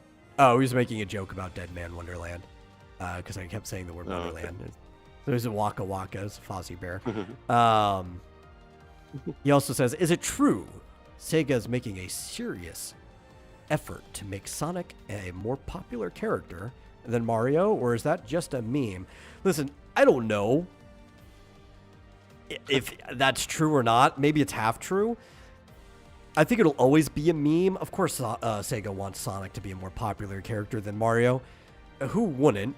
And I think they probably think, for the first time since the 90s, which was probably the only time they actually had the opportunity to do this, with the popularity of the movies, they might be able to try, but they can't. They actually can't. They just, if they deluded themselves into thinking they could, that would be one thing, but it's not possible.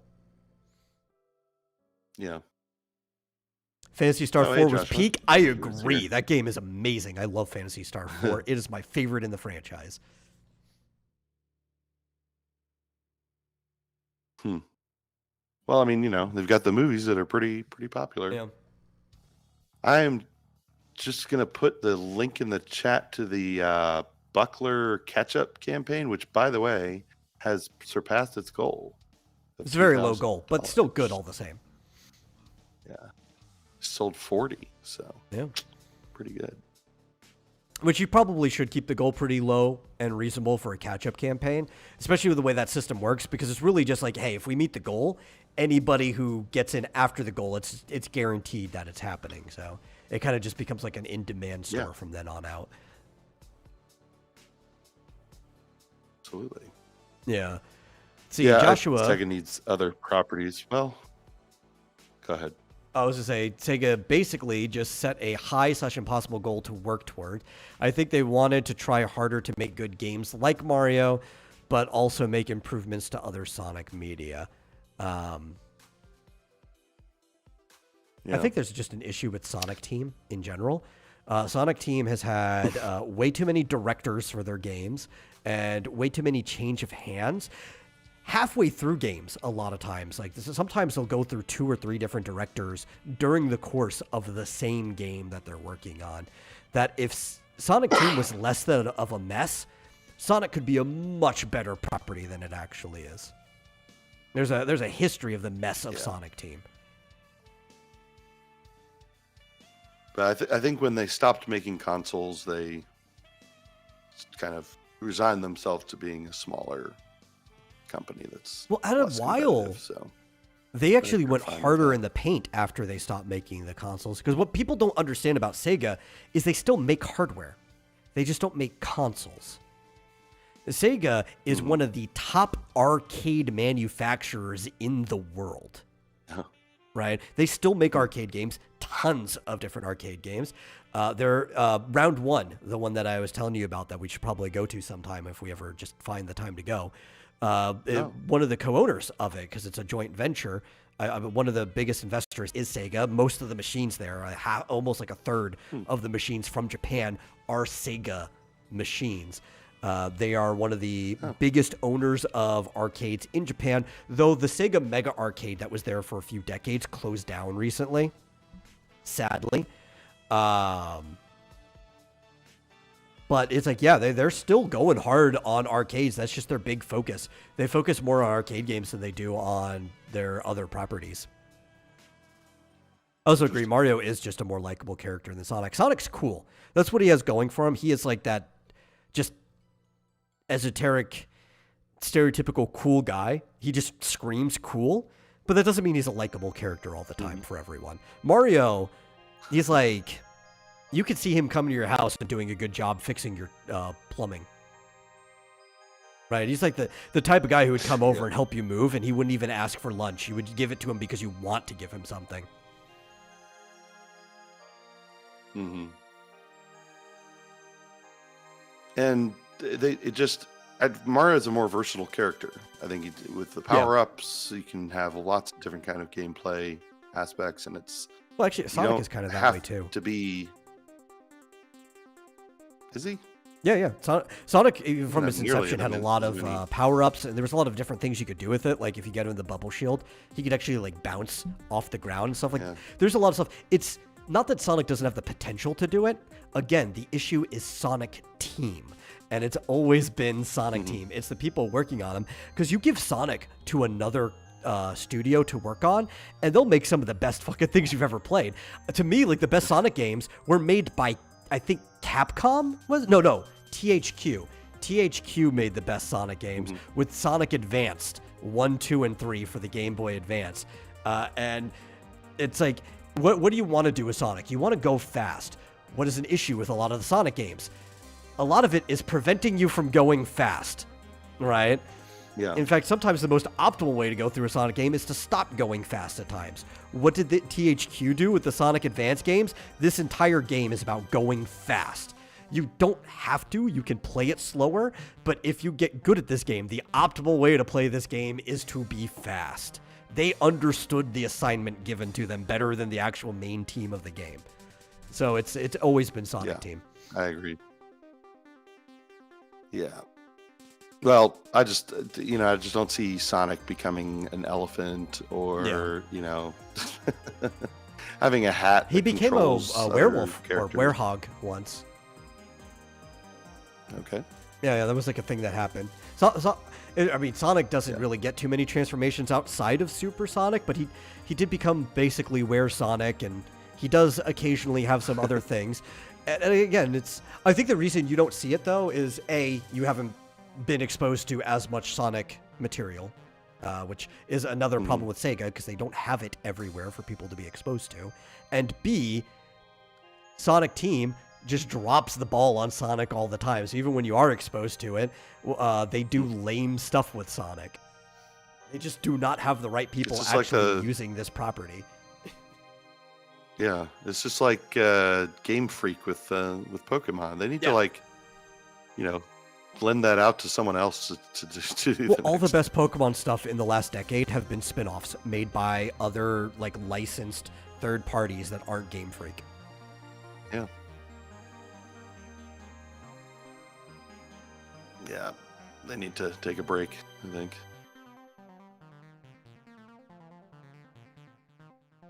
Yeah. It says, I once heard a schizo theory that Sega hated Sonic, so they were intentionally sabotaging the character so they could make a new mascot. I don't know about that, but I would believe it. Honestly, that sounds very apocryphal and probably not true, but if that came out one day, that it was actually leaked from a verifiable, reliable source, I would have absolutely no problem believing that's true. Well, yeah. And they moved their better developers to Yakuza and stuff. Yakuza's got its own team now. I was corrected on this recently. I thought they were still the Monkey Ball team, because that was the team that originally made Yakuza. But because the property's been doing so good, there's a couple people I think from the same team, but they've separated it. So Monkey Ball is still its own team, but Yakuza has a dedicated Yakuza team now because of how many games they're making. So that's pretty cool. Obviously, they're trying to dedicate resources to it. They seem to be trying to make a comeback, but it seems like they only want to make a comeback if they can make a successful movie off of a game first, right? Because they were talking about bringing back Space Channel 5, but in movie form first. And they were also talking about maybe doing like a Crazy Taxi movie. And it's like, just make these games. People want these games. There's interesting new things you could do with these games. Where the fuck is Jet Set Radio, god damn it?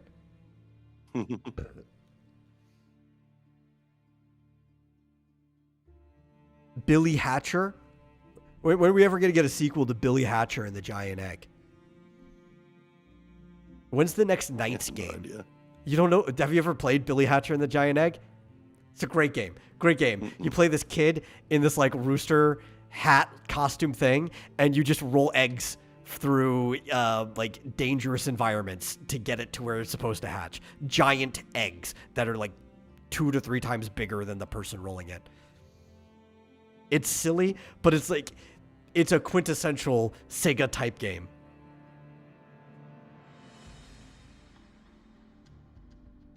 They have all these really cool games that they just don't do anything with. When's the last Shinobi? Actually, Shinobi's back. Actually, I have to retract that. I forgot. We got an announcement recently that Shinobi's back again. I'm happy for that. I'm not going to yell at you for a lack of Shinobi, Sega. You've already answered that question. And it looked really good, too. That was that kind of cartoony 2D action platformer Ninja Gaiden-like game that we were looking at from Sega. All right. It looks just like an old Shinobi game. I'm happy that's back, but Sega needs to go harder.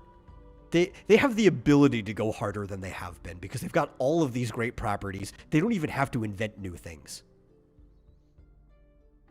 Didn't they announce a new Crazy Taxi and stuff? Yeah. They said they might, right? They put out a copyright for a new one, but we haven't heard too much news about it. So that could be 2 years from now. That could be 6 years from now.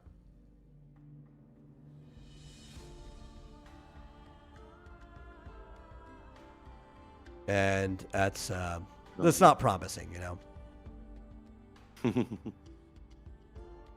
I've never into Crazy Taxi. Crazy Taxi's fun, you know. It's just you just bounce around everywhere. It's like Grand Theft Auto, but the physics are stupid, which is part of what makes it fun.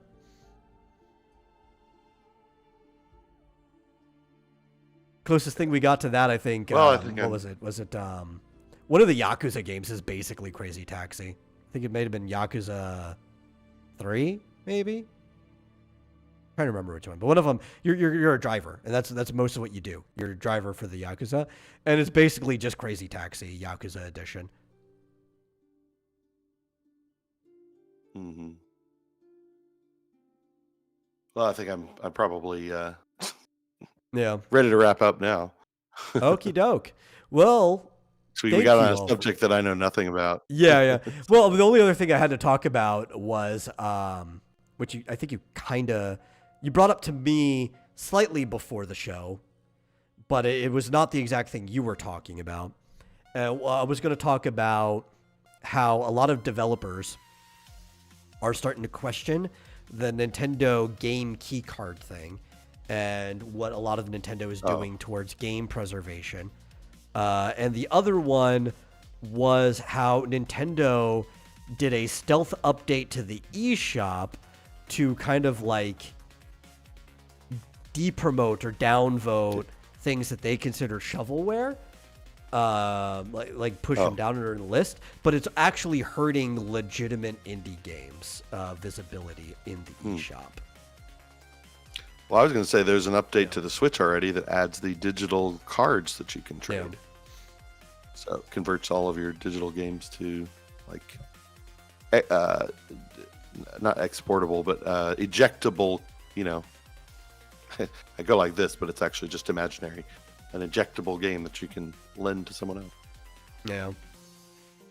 That's cool. Update your Switch, everyone. Yeah. I know the trailer you're talking about, Joshua, from a year ago when they announced all these new games. We talked about it on this channel, and they put out like copyrights and patents and stuff for it, but they didn't actually say like when any of these games are coming out, and I don't believe them. They could put a trailer out or anything until I actually see information about any of these individual games.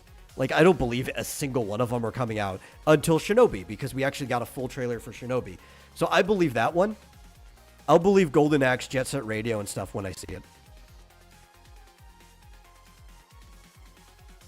I just like the original Golden Axe. Honestly, I think every Golden Axe they made was good. Yeah. I remember when it came out on Genesis, and they had a commercial where the parents were bringing in the entire, arcade game into the house, and they're now you don't have to do that. You can play it on your Genesis. Now I'm kind of like, well, man, I kind of wish I had that. The actual original arcade cabinet. Yeah. No, I'm not too strict about these games. If I see a full trailer for the game, then I'll believe it's coming out.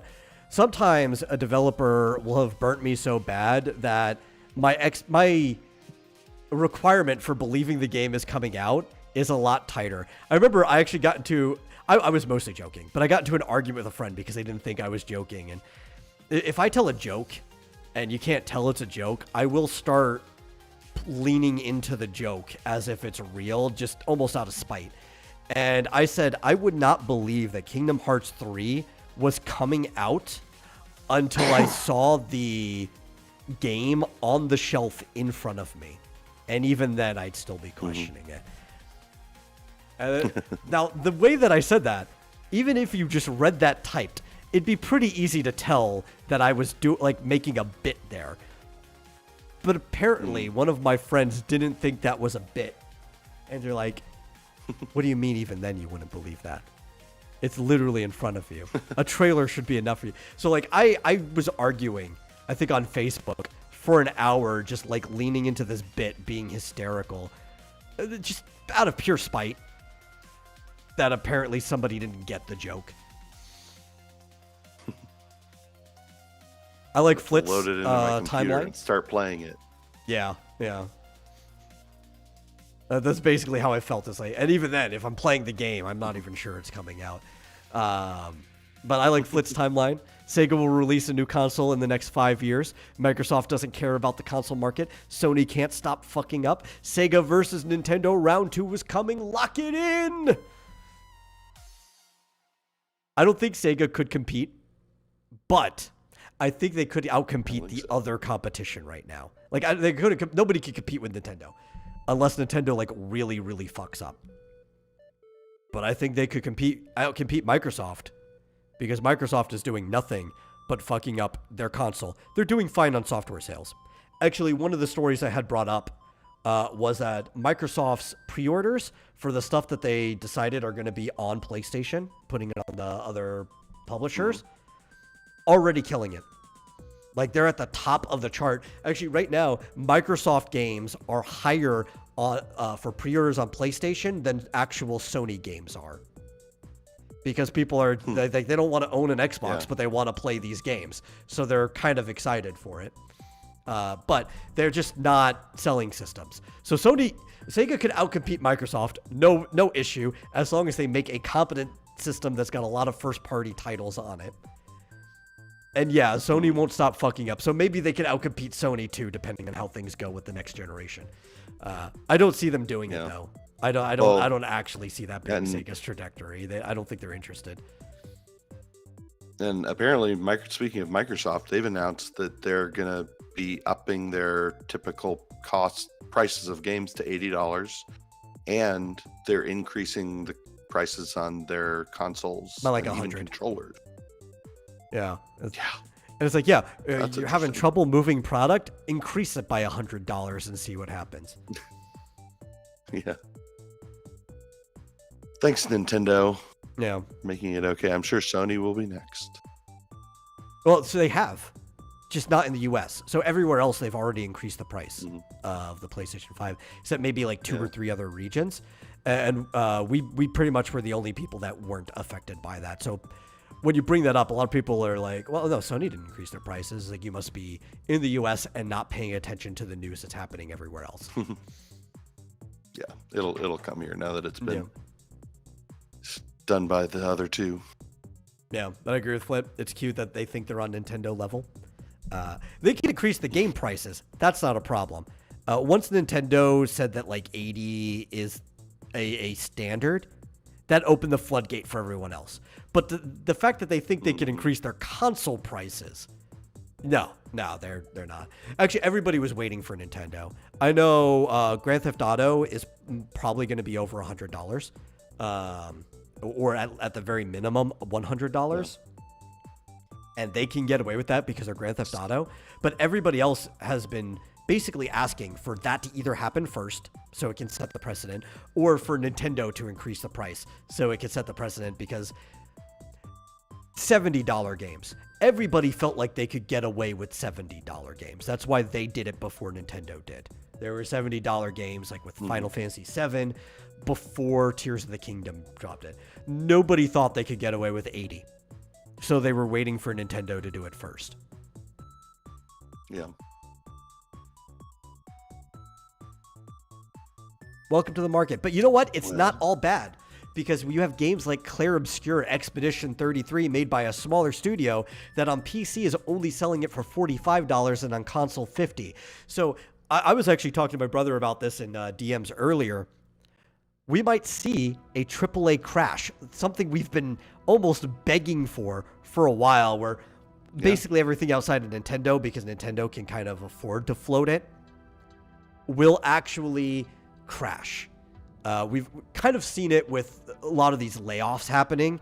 Everything's looking like the precursor to a full crash. And we're seeing smaller studios are going to come in and fill the void, especially because with technology like Unreal Engine, how it's been going, and Unity and all these other like prefab engines that you could jump into, you could have a team of between 10 to 50 people, keep the budget pretty low on development, maybe even spend some of your budget on some of the more costly stuff, like getting recognizable actors like Charlie Cox into your game and offer a cheaper product that plays better because it's actually being made with people that have artistic vision and aren't just like pushing out slop to sell. I think we're actually going to be moving into like a new platinum age for gaming. We just are going to have to go through some harsh times for a little bit. Yeah, I think we'll. You know, I'm just waiting for the Haunted Chocolatier. Oh, same. What is that? A single A game? Oh yeah. Well, also staying away from the AAA. I think these gacha games too that are happening at the same time, which I'm not considering part of this like golden platinum age of things.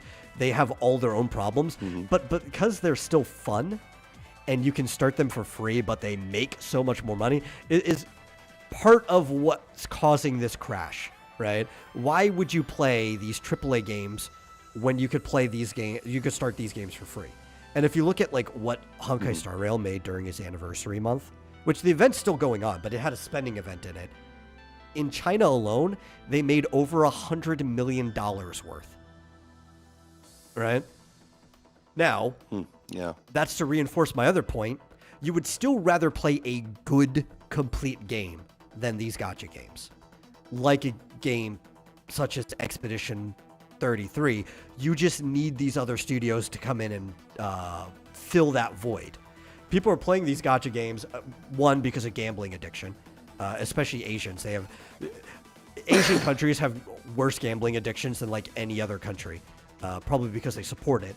But that's why these properties do so well there. But it's because the alternative to these gacha games are failing so hard, this is where people run to. As we start to see that void fill, presumably it's going to be those smaller studios and these live service games that are actually good. Why would you buy a AAA game when you've got these cheaper, better options? You know? Yeah. I mean, there's always going to be one or two good AAA games. I mean, yeah. You know, I would say Elden Ring and Baldur's Gate 3 and all that apparently pretty good. So that's what it should be. Like, you know, I remember the day when it was like, okay, there'd be one, you know, really spectacular high budget game from some studio like every year, and that's about it. We don't need 20 of them. Besides, you know, 19 of them suck. So. But I think that's a good note. These gacha developers must be pretty good because the games are good. Well, I know MiHoYo, I think they said it was within the next 5 years they're putting out like 6 or 7 more games or something like that. They've got like a timeline for it. And they actually, I think it was last week, and I just didn't bring it up. They copyrighted or trademarked in South Korea. I think it was the first place they got it down. But they put tons of new regional Twitter profiles for a new game titled Honkai Nexus Anima, which we believe is their Pokemon-like game that they've been developing for a while, like a monster collector type thing. So that's probably going to come out soon, probably next year at the latest. I bet it's probably going to be announced during the ZZZ anniversary, because usually they announce their next game during an anniversary of the previous game that they launched. So, yeah, they do also have a different mentality in China. Flint, he brings up they see no problem with pay to win. Actually, they love pay to win. It's not even like a neutral to it, right? They absolutely love it. They pay the most, so of course they should be the top player. That's why, like, I complained about that thing that they did to Castris, where they gave her that global passive that is active even when the character is not on your team. And a lot of people said they were dropping the game. They were boycotting it, specifically. I was like, don't say you're boycotting. Just say you don't want to play the game anymore because you don't like the direction it's going. Because your boycott's not going to do anything to the game. They literally just made the most they've made, I think, out of any game in a single month in their history, because they outdid the double Mawika Seat Lolly banner, the 2 new characters at the same time in Genshin. In China alone, But that's not even counting the rest of global, like Japan and US and Europe during this month. What China says is what matters, but also the average player doesn't care. The average player is a low spender. They're not the whales, but they still spend a lot, right? They might have spent throughout their player time the amount of buying a game to a few $100s, right? Not all at once. This is what I call the light spender. Like over several years, they might have accumulated a couple $100s of expenditure. But they're casual. They don't care. In fact, talk about pay to win. They also, even in America, kind of like it to an extent because it's like, cool, you know, I don't have to try that hard. I could come in, I could play the story, I could get the character. I don't really have to build them because I got enough copies of the character that they do the work for me and I can enjoy the game. That's just how these games work. They appeal to somebody who is kind of like a half gamer, right? They like playing games, they just don't want to do that much work. And that's why I think this is the direction the markets are going. It's games that people can just pay a single price for, or they could play free to play and still enjoy it. But they want to dive in and they want to spend a lot of time because this is their escape from everything else. You're a gamer, this is what you've always done. And then there'll be things where it's like, cool, I could just throw some money at to solve my problem and still enjoy the game. And I don't think the current AAA industry, for the most part, is going to fill either of these needs appropriately. When they do try to do that, people just bitch and complain that they're being abused by them. Mostly because they don't want to let you start for free. They want you to still pay the $60 or whatever and then pay on top of that. Like, whoa, man. It's one or the other. It's one or the other. You either, I buy the game, maybe I'll support you further with like DLC purchases, or you let me start for free and I'll choose my level of support from there. You can't have your cake and eat it too.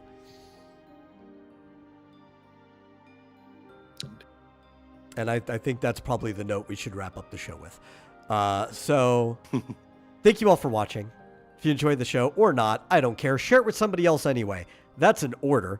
But if you did enjoy the show and you want to show your enjoyment, you can give a donation to streamlabs.com/vomitoriumlive, or you can go support XDynamisChaos at patreon.com/XDynamisChaos, all one word. It's an equally viable way to support because the money's going to me anyway, helps us out, and you get some free goodies behind that other form of support. And we'll see you guys. You know, I'm going to say no later than Monday. I'm going to dedicate to doing a gaming stream sometime tomorrow. Whether it's early, whether it's late, I don't know. I will pre-schedule it. My problem is I've been dealing with the executive dysfunction of if I don't schedule the stream ahead of time, I'll convince myself to do something else, like chores, like cleaning up the house, or working on something that I haven't worked on in a while. So I will schedule it. You will know if you look at the show ahead of time, and we will do a stream. So we'll see you then. See ya.